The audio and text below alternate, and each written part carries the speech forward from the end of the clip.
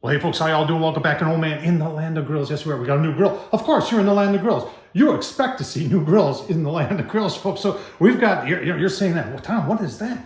So there's the big brother. There's the little guy right here. Both have same, that's a Gravity series. They're not calling this Gravity, but it's got a lot of the same technology that has, meaning we have a fan, we have a charcoal box, we have a lighter. We got a lot of stuff going on here. We've got a stand that folds down on that. This is from Masterbuilt. It's called the Portable Charcoal Grill, folks. We're gonna go through it. We're gonna show you how it goes together. We're gonna show you what it costs. We're gonna take a look at it on Amazon. And we're gonna go through bit by bit and show you every little piece and how it works on this grill, folks. I'll tell you what, keep on watching. It's gonna be a good one. All right, so let's just, like I said, I don't think there's much to putting this together, but let's get it out of the box. And we'll give you a couple of look-sees as we put together so you can see how some of it works. Really interested in that stand and how sturdy that is, and obviously how the portable charcoal grill Gravity from Masterbuilt works. All right, as always, I'll show you what I paid for it, 300 bucks. If you want to know a couple more specifics about it, let's see if we can't find, oh, there's the weight right there. So if you're asking how portable is it, it's 52 pounds, and I think that's with the grill and the stand. There's the dimensions, 18 by 44 by 36. There's one of the things I really caught my interest, that the hopper is only a pound and a half it can hold. So it says 4 hours. We're going to try that out. Temperature range 250 to 500. A lot of this is right in line with like a small pellet grill, although small pellet grills will go lower than 250. I've had the Z Grills one as low as like 160. So the pellet grills can go a little bit lower, and they struggle at the 500. 450 is more accurate for a portable pellet grill, or any pellet grill. 450 is about the top. Doesn't mean that some of them can't get to 500, because some of them can, but majority of them cannot. And there's where you put the batteries. We're going to try out a few things there. There's that quick collapse cart. Try that out. All right, let's get it together. All right, out of the box. That's it. And then there's a whole bunch of stuff inside the grill. Get it together. So if you watched my channel before, Tom Horsman on YouTube, you know when we're putting together the grill, we always look at the blister pack, and that tells you how much assembly really is required. That's it. So that tells you right there, ain't a whole lot. It's your little grill grate there, folks. Any idea how small that charcoal harper is? That's what your charcoal burns on. And right there underneath, that's where you put your fire starter. So you put this in first with your fire starter, you get your fire starter going, and then you put the charcoal on top of it. Pretty interesting. All right, so while we got it upside down, let's take a look at a couple things. First of all, the stand is made out of tubular aluminum. Good call on that. It's, there's a fine line to toe here when you're making something that's portable. So I'm sure they wanted to keep it in that 50-ish pound range.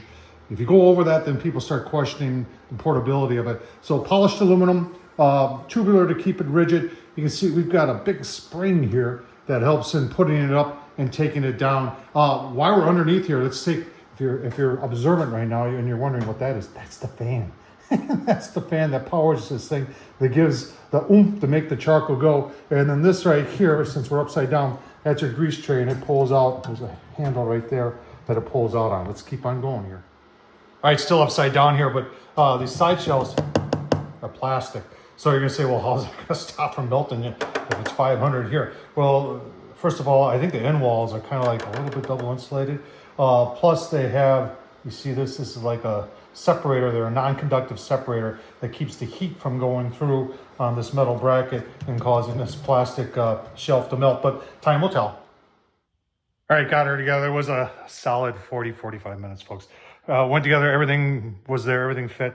I got it stood up. We'll go through the whole stand and how that works. It's all, I'm not gonna say complicated. It's just something you gotta do a couple times, I think, in order to get used to it.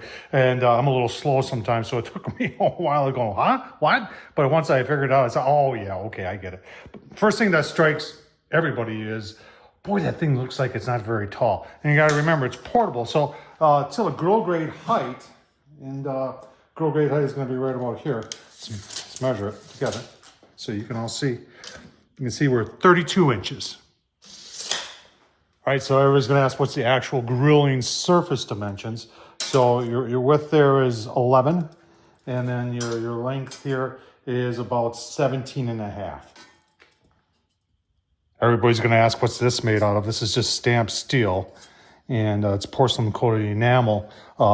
Cast iron would be nice, but you gotta remember on a portable grill that's gonna add some weight, and cast iron can be a little brittle. So we'll see, time will tell how this will handle a large surface there. So you should be able to get some pretty good grill grade marks.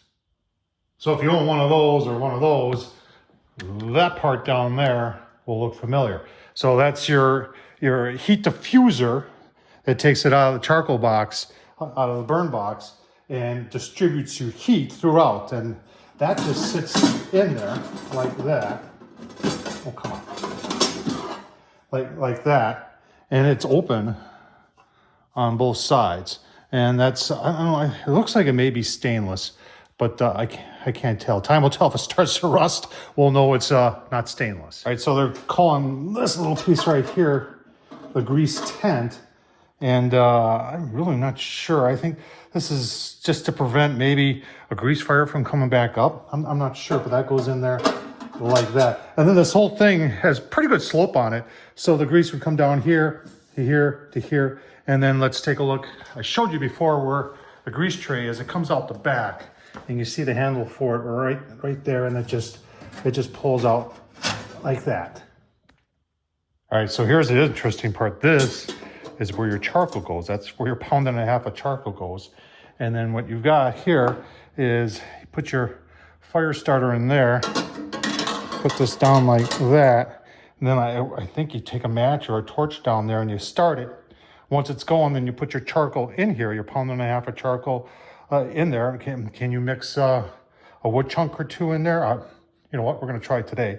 And then this whole thing actually removes. So once you're done cooking and this is cooled down, you can take and then dump your ash out. So that's that. I mean, it's it's really different. All right, so that little fan we showed before, that's where it comes out. It goes in, that in right there. You gotta make sure to put it in right. That in there, and then comes out, and you can see that is the same shape as that. So I would think every time you want to cook on this, because it rattles around while you're moving it around, is that you want to make sure that this, see that gap that's right there? I'm sure you're going to want to make sure that that's about as tight up with that. Otherwise, a lot of your heat will be coming up and it'll be really hot right here, as opposed to distributing the heat all the way through. And then I'm not so much sure about that open end there. Well, time will tell. See how it all works. All right, so on the outside of the grill, look at, they got a temp gauge. It's got numbers on it. One of the first mods I did, and this is what they used to give you on the 560 and the 1080 and all that. They used to give this thing, and that was the first mod I did. Was like, what good is that? So now they give you one that's got numbers that goes from looks like 100 up to 700 degrees. All right, here's the vent system in the back. It is wide open right now, and it just shuts like that. If you notice, it never 100% shuts down. So when you're turning this thing off, I think you just unplug it, and I think the charcoal will snuff itself out in some time. Remember, there's only 1.5 pounds in there. And I really don't think you're going to be reusing charcoal, since it's a portable grill. And I would think that 1.5 pounds with what's left for heat in there would probably be gone. But you know what? We're going to try that out. And you look at the hinges. The hinges are pretty decent, and they've got, these are the stops for them. So, you know, overall, pretty nice. A lot of plastic, though. A lot of plastic to keep it light. All right, so the plug is removable, and there's a little cap that goes in there.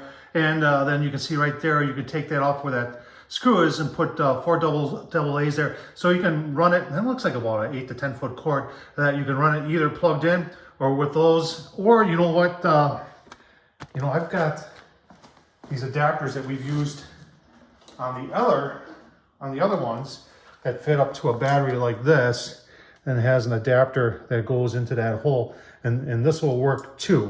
But for right now, we're going to use it plugged in. All right, so if you're wondering if there's a temp probe, yeah, there it is, right there. That's it right there.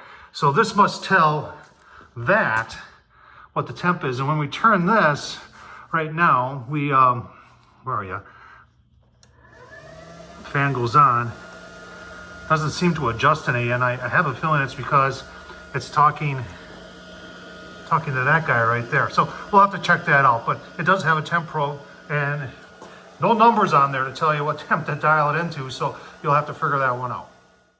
All right, so in the down position, we've got this handle here. It goes like this, and then you just go around like this, really easy. Or you can just go like this, which might be a little bit more convenient. And that's a nice handle for lifting it up. Like I said, this thing is only 50 pounds, and it moves around pretty easily. Now, let's attempt to put it up again because I struggled the first time. All right, so I got it up on my knees. So the key is this handle right here. And you got to pull down on that while you got your foot on this. And it'll lift it up. And what happens, it freaks you out the first time because the grill actually comes off the mount. And you got to wait, you got to get it all the way up. And then there's, I'll tell you what, let me just get it up in that position and we'll show you more. Once you figure it out, I don't think it's that bad. All right, see what I mean? There's the handle, and you push this forward, and that's what unleashes it. And then the locket, you put it back down. Let's go to the next step. All right, hard for me to show you this, but this is the one that locks it down there. When you unlock it, you got to get the stand to come all the way up, and then there's this bracket right here that goes on this tube right here. And once you do it a couple times, because the first time I did it, I tried hooking it on this one. I said, oh, wow, that's not right. And then I took it off and I said, oh, look at that. There's a hook back there. So it's got to go on that hook in order to be upright. And that's just how you do it. So to take it down, you put your foot down there, and then you're just lifting up again. And then you just go down like that, and it locks into place. So once you do it a couple times, I think you'll get the hang of it. All right, folks, so there it is. Went through the whole thing. This is running long. So the next video, we'll do the burn-in, and we'll actually cook some burgers on it and give you a better look-see on how that hopper works, and try and see if we can get 4 hours out of it. I hope this was helpful. Thumbs up. Leave your questions as they always do. What do you think of the Masterbuilt? They're not even calling this, they're not even putting the word gravity into this. They're just calling it the Masterbuilt portable charcoal grill with cart. Remember, you can get this without the cart too for, gosh, I don't want to quote prices here, but I think it was a little over 200 bucks. You can find it on Amazon, folks. Thanks for watching.